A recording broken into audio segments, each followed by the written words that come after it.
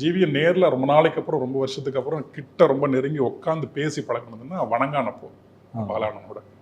அவர் அப்படி இழுத்துட்டு போயிட்டாரு வா அப்படின்னு சொல்லிட்டு. அப்போ தான் பார்த்து பேசி வணங்கானில் அந்த 2-3 பாட்டில் எழுதியிருந்தோம். அதில் 4 பாட்டு எழுதியிருந்தோம். அதில் அது எப்படி கூடவே உட்காந்து எழுதிட்டீங்களா இல்லை டியூன் அனுப்பிச்சு இல்லை தனியாக பாலானோட? அது இங்கே ஒரு குருகுலம் இருக்குல்ல, அண்ணன் சொன்ன மாதிரி அது செமஸ்டர் எக்ஸாம் எழுதுகிற மாதிரி படிக்கிற மாதிரி தாங்க.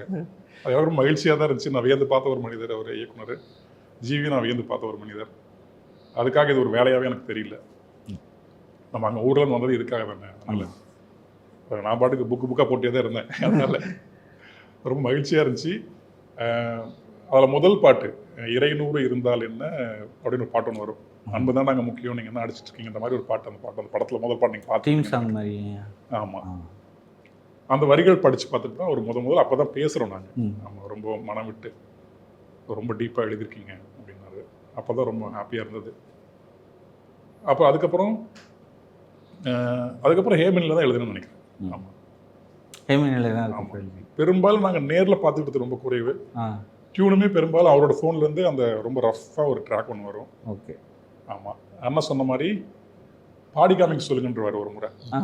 ஆமாம், நீங்கள் என்ன பண்ணுங்க, ஏதாச்சும் பாடி அனுப்பிச்சிருங்க அப்படின்றவார். அப்போ அண்ணா சொன்ன மாதிரி பெரிய அவஸ்தை அது.